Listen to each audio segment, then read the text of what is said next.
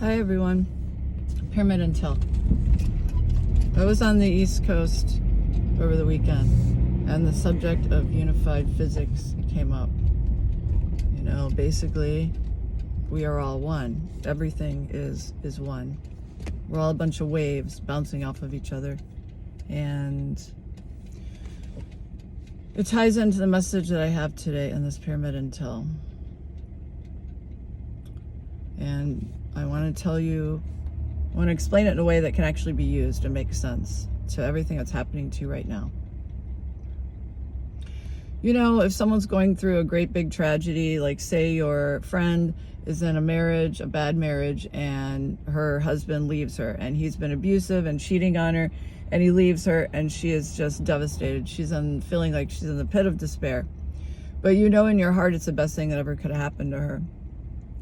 If you actually say to her, that's the best thing that ever could have happened to you, she just will feel likely hatred, anger, want to punch you in the face. Because from the state of despair that she's in, for you to say something like that while she's in pain makes her want to hurt you, because she can't see that truth. She only sees the truth of how great her pain is, and there isn't anything in the world that could be worth that pain.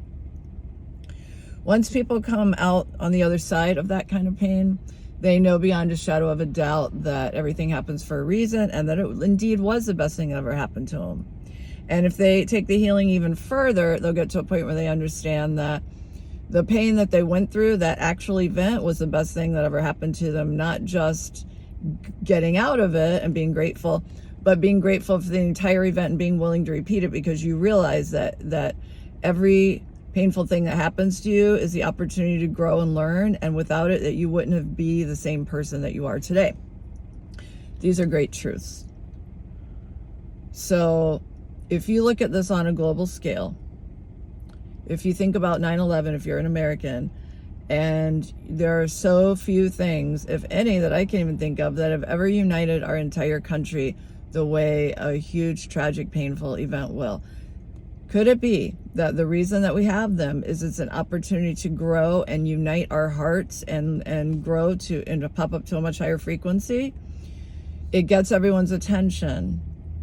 When you have something that traumatic and dramatic that happens all at once, it stops you in your tracks. Everyone knows exactly where they were that day and what they were doing, because it gripped them. It gripped them in their heart and in their stomach and in their soul. We all came together as one, and nothing was going to separate us in that moment. We were moving as one. Now, we gave all that power to our elected government at that time. Whether or not that was a good idea is another discussion altogether. But that's what we did. We were united. So, and this is really dangerous territory, because when emotions are flaring, people will hurt you over things like this, but I'm going to say it anyway.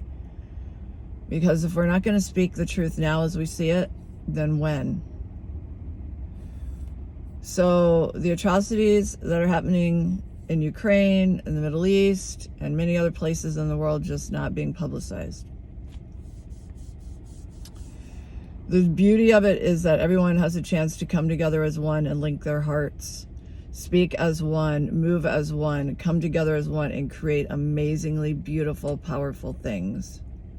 Because at the end of the day, the human heart recognizes love, it recognizes pain, and it is empathetic.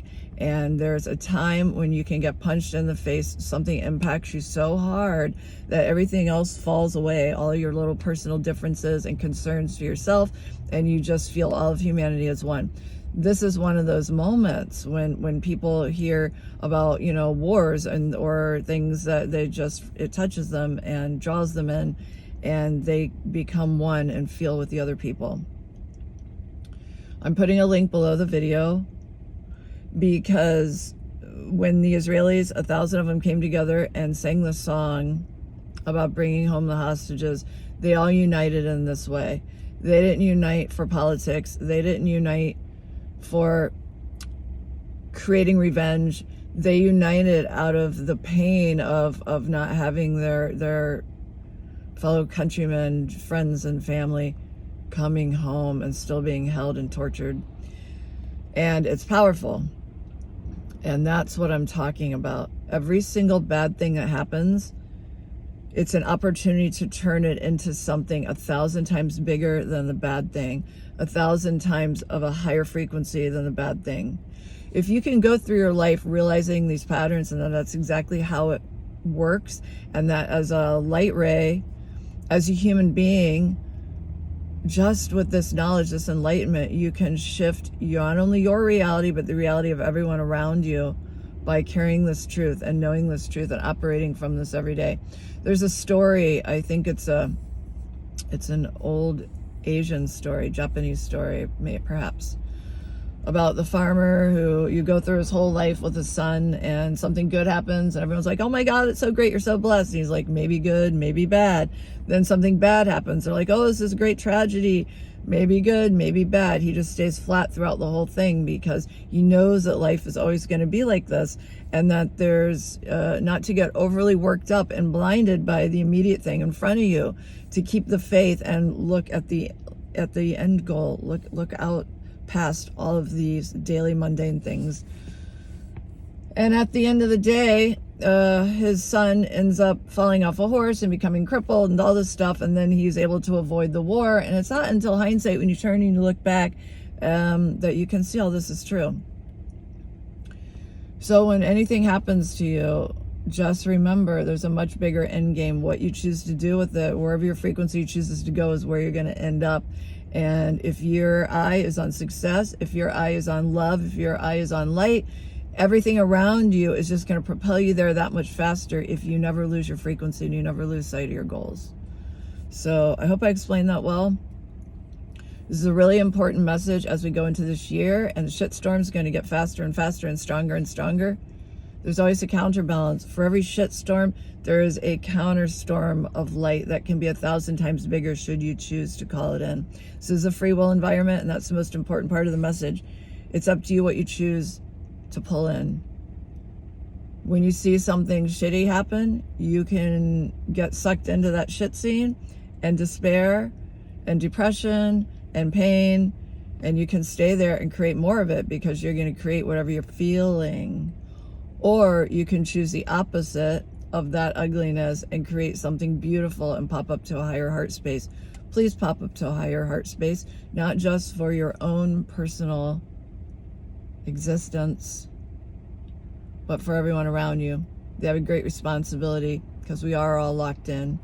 We're locked in and we affect each other. You know, when one shitty person walks into the room and you can feel it, and you're like, ah, it dumps the whole party and you just want to leave. Do you want that to be you? Choose love and choose light if that's where you want to end up. I love you very much. Bye.